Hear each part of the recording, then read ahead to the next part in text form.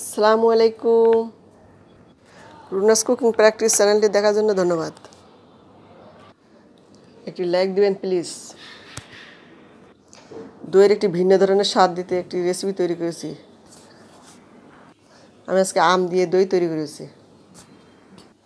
রেসিপিটি আপনাদের ভালো লাগবে, আর ভালো লাগলে আমার চ্যানেলটি সাবস্ক্রাইব করতে ভুলবেন না। আমি কিছু আম কেটে নিয়েছি। এগুলো পাকা মিষ্টি আম, হিমসাগর আম। অবশ্যই মিষ্টি আম দিয়েই করতে হবে। আমি আম ব্লেন্ড করে সেকে নিয়েছি। আজকে আর আমি দুধ জাল করা দেখাবো না।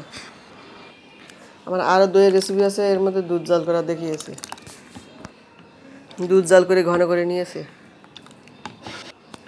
1 লিটার পরিমাণে দুধ হবে নিয়েছি। 1 লিটার দুধের মধ্যে 250 গ্রাম চিনি। যে দইটা জমবে, দইয়ের দুধটার পরিমাণ 1 লিটার হবে। তার মধ্যে 250 গ্রাম চিনি, 1 কাপ পরিমাণে টক দই। আর আপনি মিষ্টি কম খেতে চাইলে আরও কমিয়ে নিতে পারেন। আমি নেড়ে ঠান্ডা করে নিয়েছি। এখন আঙ্গুল ডুবিয়ে রাখা যায় এমন গরম অবস্থায় দই তৈরি করতে হবে। এখন আমি চেক করে নিলাম। আমার টক দই এখন এর মধ্যে দিয়ে দেব। টক দই নেড়ে চেড়ে এখন একটু মিশিয়ে নিচ্ছি।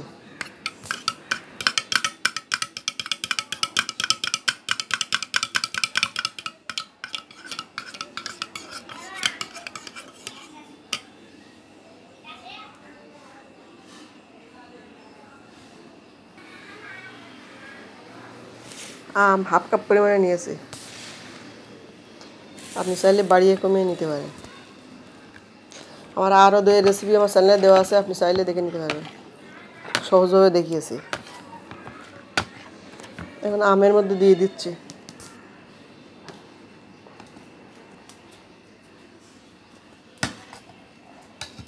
উপরে ডান পাশে আই বাটন থাকে, আই বাটনে আমার চ্যানেলের রেসিপির লিঙ্ক দেওয়া আছে, আপনি চাইলে দেখে নিতে পারবেন।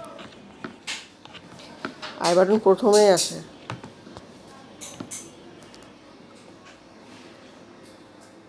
আর দিয়ে দিচ্ছি টক দই।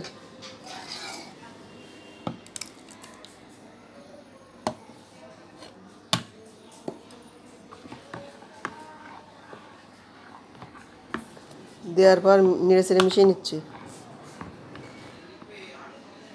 মেশানো হয়ে গেলে এর উপরে একটু আম দিয়ে দিয়েছি দেখার সৌন্দর্যের জন্য। আমি 1 পাতিল পানি ফুটিয়ে নিচে নামিয়ে নিয়েছি।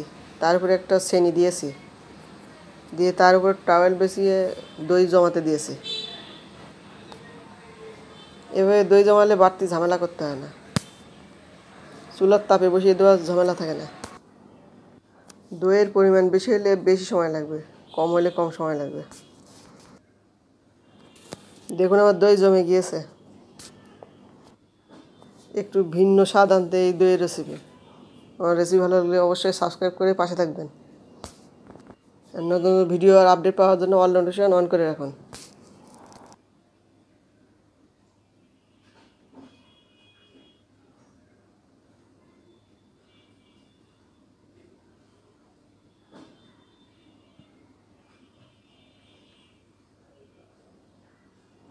এখন দই কেটে দেখাচ্ছি।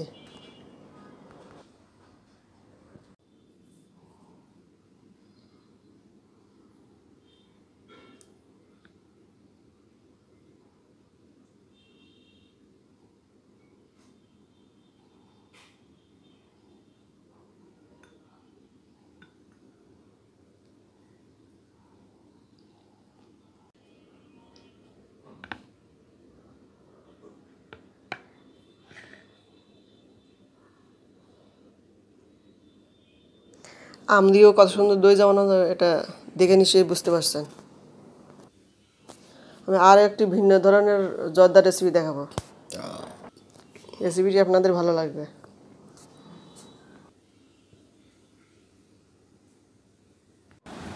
এই জর্দা রেসিপিটি আমি অন্যভাবে দেখিয়েছি।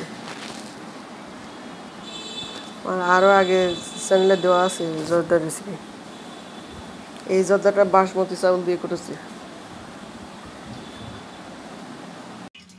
বাসমতি চাউল আমি ভিজিয়ে রেখেছি 1 ঘন্টার জন্য।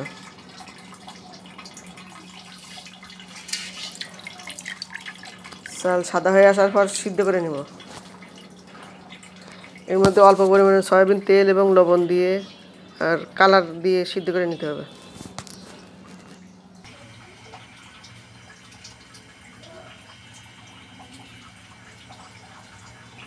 আমি জর্দার কালার অ্যাড করছি।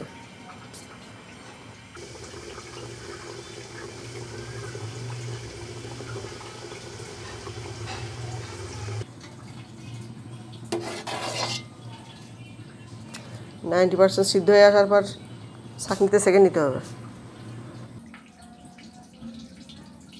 আমি ছাঁকনিতে সেঁকে নিয়েছি।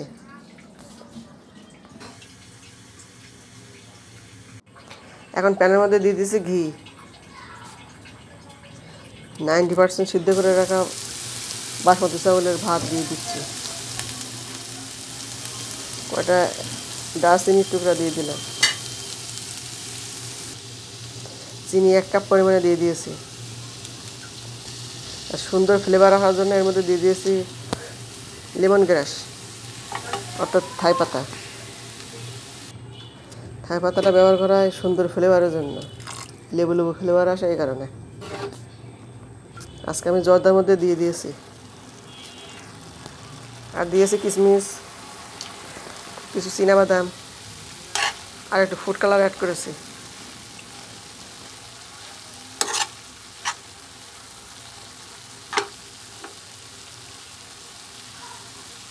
এখন এর মধ্যে দিয়ে দিয়েছি পেস্তা বাদাম। কিছুক্ষণ নেড়ে চেড়ে রান্না করে নেব।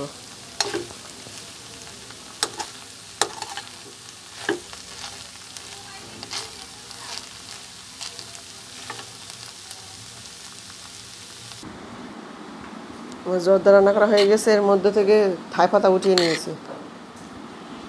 এই লেমন গ্রাসের মধ্যে একটা লেবু লেবু ফ্লেভার পাওয়া যায়, এই কারণে দিয়েছি। আমার জর্দা তৈরি করা হয়ে গেছে। এখন পরিবেশনের পালা। একটা প্লেটে নামিয়ে নিচ্ছি।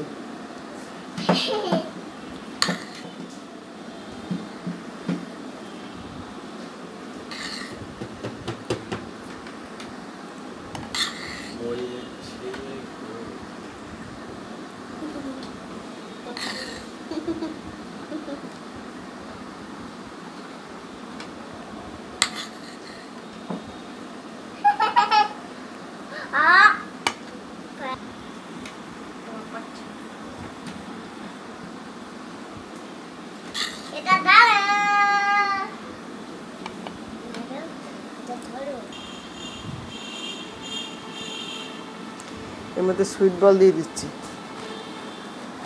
এটা আমি একটু অন্যরকমভাবে তৈরি করেছি।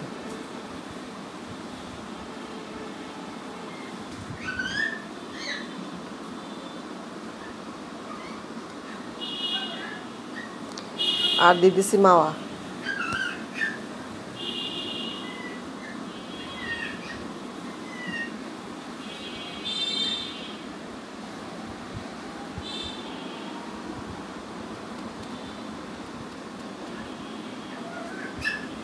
এরপর দিয়ে দিচ্ছি কাঠবাদাম এবং পেস্তা বাদাম। এর উপরে দিয়ে ডেকোরেশন করে নিচ্ছি।